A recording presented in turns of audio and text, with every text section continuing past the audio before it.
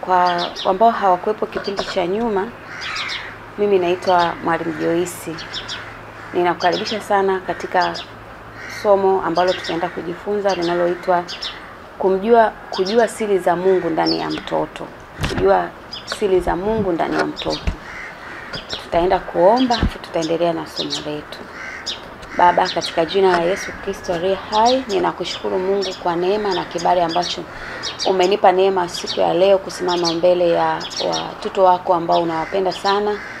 Ninaomba Bwana Yesu ukae pamoja nami, Roho Mtakatifu ukaseme na watu wako, ukaseme na kila mmoja ambaye ana shauku ya kujifunza na kuelewa mambo ya watoto. Ninaomba Bwana Yesu ukanitumie sawasawa na unavyotaka. Wewe ndio ukae mahali hapa, ukaseme kinywa changu Bwana Yesu ukakitawale wewe. Katika jina la Yesu Kristo nikiomba na kushukuru. Amen. Amina. Mungu awabariki. Naanza somo letu kama ambavyo nimesema, kujua siri za Mungu ndani ya mtoto. Lakini kabla hatujaendelea, natamani tufanye utangulizi. Ili tuweze kumjua mtoto, lazima tujue mtoto anatoka wapi. Kwa hiyo somo letu la utangulizi litakuwa ni uumbaji wa mwanadamu, ambalo tutajifunza katika kitabu cha Mwanzo. Mwanzo sura ya kwanza mstari wa 27 na mstari wa 28, ambayo inasema, Mungu akamuumba mtu kwa mfano wake. Kwa mfano wa Mungu aliumbwa mwanadamu, aliumba mwanamume na mwanamke aliwaumba. 28, Mungu akawabarikia. Mungu akawaambia, zaeni mkaongezeke, mkaijaze nchi na kuitisha, mkatawale samaki wa baharini na ndege wa angani na kila kiumbe chenye uhai kiendacho juu ya nchi. Mungu awabariki. Tunaendelea. Tunaona hapa kwamba Mungu ambavyo anaonesha kwamba amemuumba mwanadamu kwa namna ya pekee na akampa mamlaka ya kutawala, ya kumiliki na kutawala vile vitu ambavyo ameviumba kuanzia siku ile ya kwanza na mpaka siku ya 6. Na tunaenda kuangalia jinsi ambavyo neno la Mungu ambavyo linamuelezea mwanadamu. Mwanadamu ni nani? Tunaona kwamba mwanadamu ni kiumbe cha pekee kilichoumbwa kwa mfano wa Mungu. Na tumeshasoma kitabu chetu cha Mwanzo.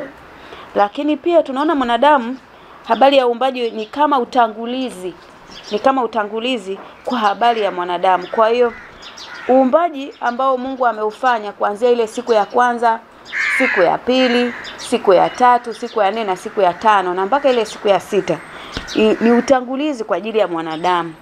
Lakini pia tunaona kwamba mwanadamu aliumbwa kwa makusudi. Kwa mwanadamu aliumbwa kwa makusudi. Na tutaenda kuangalia pia maisha ya siku ya kwanza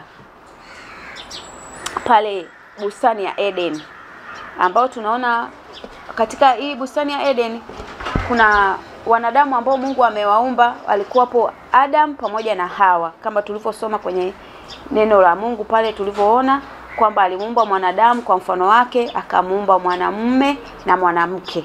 Na tunaona sasa namna ambavyo Mungu aliweza kuwaweka katika bustani ya Eden baada ya kuwa kila kitu kimekamilika. Kuna wanyama, kuna chakula pale, kuna mimea.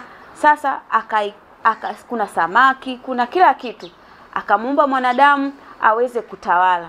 Kwa Mungu alimpa uwezo wa kutawala vile vitu vyote ambavyo ameviumba. Na kuanzia sehemu hii tunaona mwanadamu muhusika mkuu katika habari ya uumbaji. Kwa hiyo mwanadamu ni muhusika mkuu katika uumbaji. Na tunaona dunia ilivyotengenezwa hatua kwa hatua mpaka ilipofaa kwa ajili ya kuishi mwanadamu. Lakini pia tunaona kwamba Mungu aliwaweka katika bustani iliyopendeza sana ili amfundishe na kumjaribu. Tunaona pia katika kitabu cha Mwanzo sura ya 2 mstari wa 8 mpaka 14.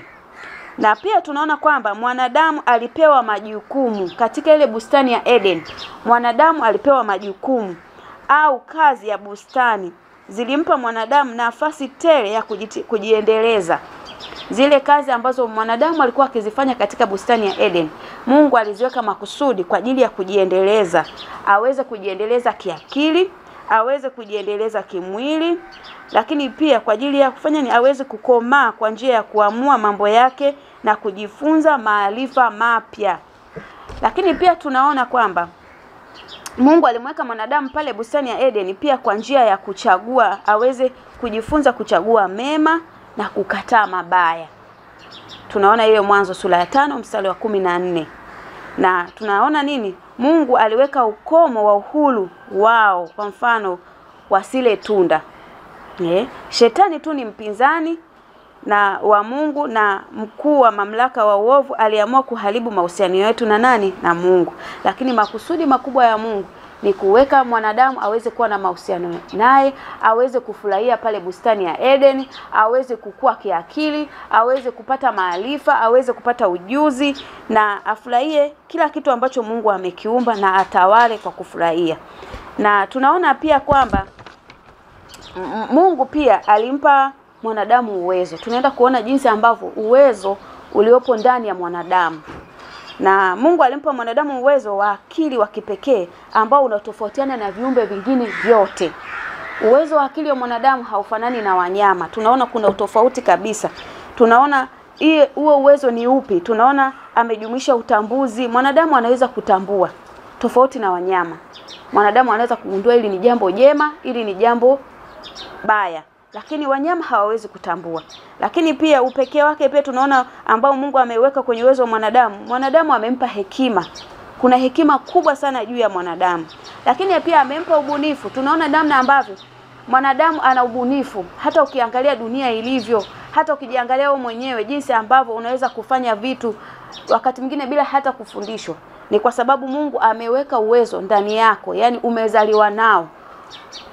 Tunaona pia maarifa ambayo yanakuwezesha wewe kutawala.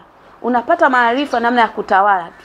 Ukiangalia hata nchi ambazo zimeendelea, hata nchi yetu ya Tanzania, ukiangalia viongozi mbalimbali, ukiangalia watu wenye wafanya biashara, ukiangalia wakulima, ukiangalia watu mbalimbali wanavyochora, wenye sanaa tofauti tofauti, unaona namna ambavyo wanafanya kwa ubora. Ukishangaa wakati mwingine Mungu ambavyo anamuumba mwanadamu anakuwa na uwezo mkubwa sana wa kuimba, anaimba vizuri, ana sauti nzuri. Yaani kila mtu kuna kalama ambayo amempa ambayo inakuwa ya tofauti. Hivi vitu vyote ni uwezo ambao mwanadamu amepewa na Mungu, ukitofautisha na wanyama. Wanyama hawana utashi, hawawezi kufanya chochote, lakini mwanadamu amempa hivyo vitu vyote. Ndio maana anaweza kutawala wanyama, anaweza kutawala vitu mbalimbali ulimwengu mzima. Ukiangalia wakati mwingine mimi naangaliaga jinsi ambavyo viongozi wakubwa, mataifa makubwa ambavyo wanaweza kuoperate dunia na kuendesha na kufanya mifumo mbalimbali ya kidunia. Unashangaa namna gani ambavyo uwezo mkubwa ulioko kwa mwanadamu. Kwa hiyo Mungu amempa mwanadamu uwezo sio wa kawaida. Ndio maana anasema kwamba ametuumba kwa mfano wake. Kwa sisi ni mfano wa Mungu. Kwa tuna uwezo, yani Mungu automatically sisi tuna uwezo wa kiungu ndani yetu. Kwa hiyo tunaona kwamba mwanadamu, jinsi ambavyo mwanadamu ameumbwa kwa akili ya Mungu. Tunaweza kuona hiyo kitabu cha Mwanzo sura ya 1 mstari wa 26 mpaka 27. Akasemaje? Akasema tumfanye mtu kwa mfano wetu na kwa sura yetu. Kwa sisi tumeumbwa kwa mfano wa Mungu na kwa sura yake. Kwa mwanadamu yoyote vile anavyojiona, vile alivyo, hata ukimwangalia mwenzako, yani ukimtazama unagundua kabisa kwamba huu ni mfano wa Mungu. Huyu mtu ameumba kwa sura ya mfano wa Mungu. Haijalishi ana rangi gani, ana sura gani, lakini hivyo alivyo ni mfano na sura ya Mungu. Ni mfano wa Mungu amemuumba. Kwa hiyo ni namna gani ambavyo Mungu ametupendelea. Mwanadamu amempa uwezo wa kipekee, amempa nguvu za kipekee, amempa maarifa, amempa ujuzi wa kipekee. Yaani kuna upekee mkubwa sana ambao mwanadamu amepewa kulinganisha na viumbe vingine vyote duniani. Hata ukiangalia dunia kweli ina vitu vikubwa, lakini ukiangalia zaidi unakuja kugundua kwamba hivi vitu vyote vinatawaliwa na mwanadamu. anavyoperate. Kuna vitu vingine ni vikubwa, ukiangalia kama mfano sayari, unashangaa jinsi sayari ilivyo. Mfano sayari za jua, unashangaa jinsi ilivyo, lakini mwanadamu anaweza kuicontrol. Ukiangalia tu ulimwengu ulivyo, lakini mwanadamu bado anaweza kucontrol hivyo vitu vyote. Ndio unashangaa kwamba huo uwezo sio wa kawaida ambao uko ndani ya mwanadamu. Na tunaona kwamba kuna utofauti.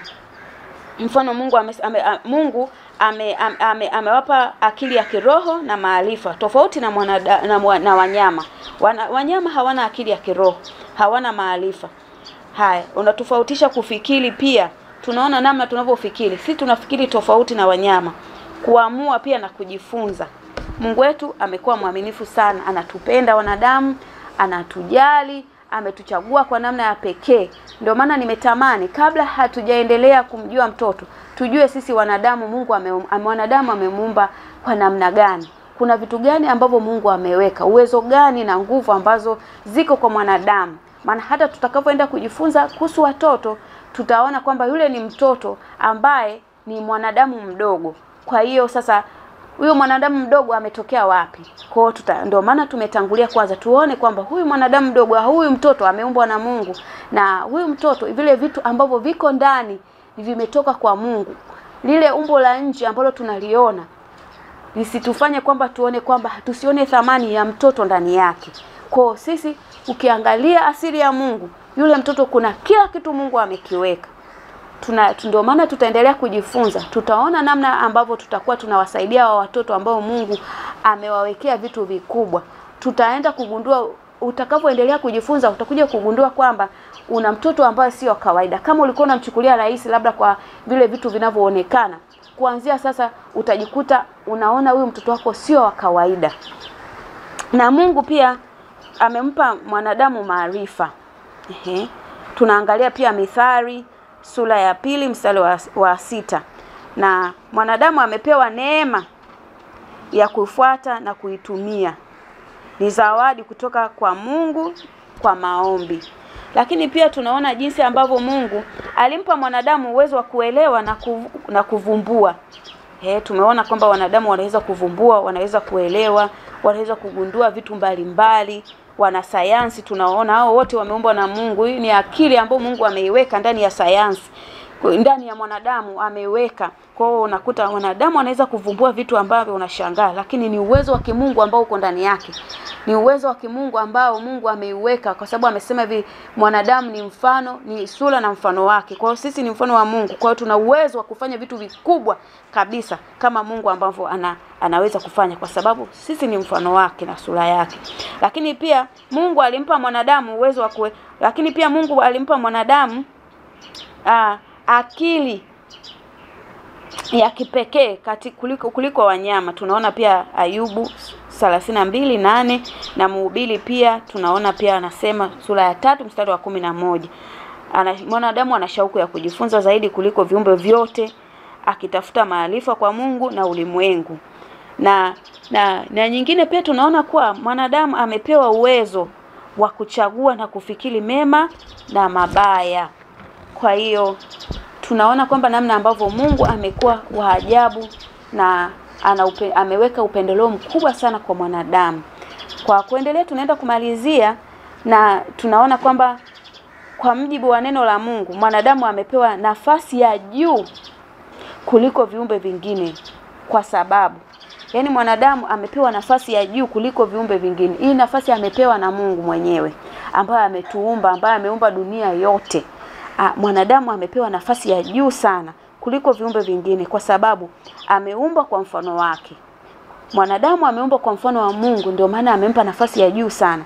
Lakini pia tunaona kwamba kwa nini amempa nafasi ya juu? Amepewa mamlaka ya juu ya viumbe vyote.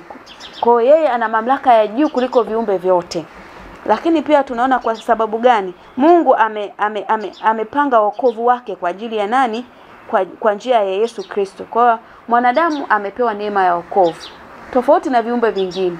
Kwa kuna upekee sana ndani ya mwanadamu. Pamoja na yote, lakini bado amempa neema ya wokovu ndani yake kwa kupitia Yesu Kristo.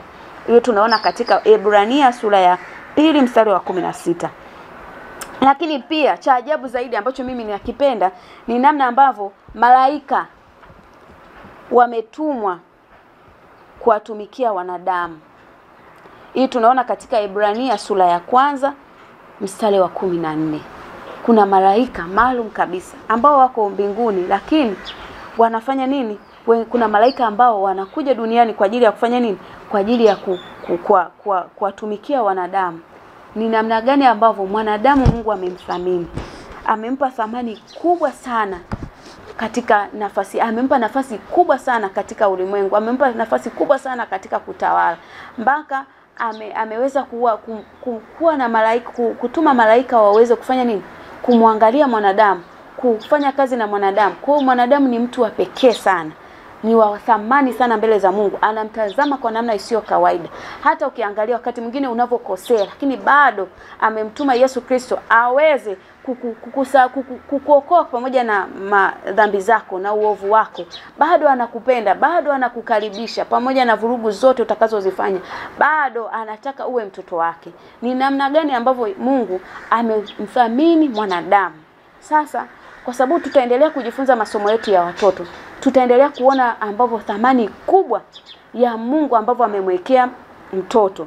Kama mwanadamu ameweza kumthamini kama Mungu ameweza kumthamini mwanadamu kiasi hicho, je, wewe ni nani usiweze kama mzazi au mlezi usiweze kuthamini mtoto ambaye ameumbwa na Mungu? Kwa hiyo tutaenda kujifunza, na ukiangalia namna ambavyo mwanadamu alivyoumbwa, ukiangalia pia wakati mwingine hata watoto wale ambao tunasema ni wanadamu wadogo, jinsi ambavyo Mungu alivyowaumba, wana uwezo mkubwa. Mpaka wakati mwingine unaweza kushangaa, pengine wewe ni shahidi wa watoto wako, unaweza kushangaa huyu mtoto ana uwezo mkubwa, huyu mtoto ana IQ ya juu sana. Huwa tunapenda kusema hivyo, lakini sio kwamba kwa sababu mwingine anaweza kusema amezaliwa nayo, kweli ni sayansi, lakini hiyo ni asili ya Mungu. Kwa automatically tu, yani ni asili ya Mungu kwamba mwanadamu amemwekea uwezo mkubwa. Kwa hiyo hata watoto kuna uwezo mkubwa ambao Mungu amewawekea ndani yake. Kwa hiyo hata sisi walimu tunaofundisha huwa hatusemi kwamba, tunasema kwamba sisi ni walimu, lakini sisi sio kwamba tunafundisha. Sisi tunalea kile kitu ambacho Mungu tayari ameshakiumba. Mungu alishafanya uumbaji ndani yake, alishaweka akili, alishaweka maarifa, alishaweka hekima, alimpa mwanadamu uvumbuzi. Kwa sasa sisi walezi, sisi walimu, tunachofanya ni kufanya nini? Ni kulea kile kitu ambacho Mungu ameweka ndani ya mtoto, mpaka pale makusudi makubwa makamilifu ambao Mungu anataka yule mtoto afikie. Kwa sisi jamii tofauti, wazazi, walezi, walimu, tuna jukumu kubwa ya kuhakikisha, pia na kanisa tuna jukumu kubwa ya kuhakikisha huyu mtoto kile kitu ambacho Mungu amekiweka ndani yake kinaweza kutimia na kusudi kamilifu ambalo amemletea duniani liweze kukamilika. Ndivyo ambavyo tunaona jinsi ambavyo Mungu ameumba mtoto kwa namna isiyo kawaida. Ameweka uwezo usio kawaida. Wakati mwingine unaweza kaona namna ambavyo unasema watoto wako tofauti. Labda mtoto mwingine hana uwezo wa kufanya jambo fulani, ukamlinganisha au ukakata tamaa au ukajisikia vibaya. Ninakutia moyo katika jina la Yesu. Usijisikie vibaya unapoona mtoto wako hafanyi vizuri katika hesabu.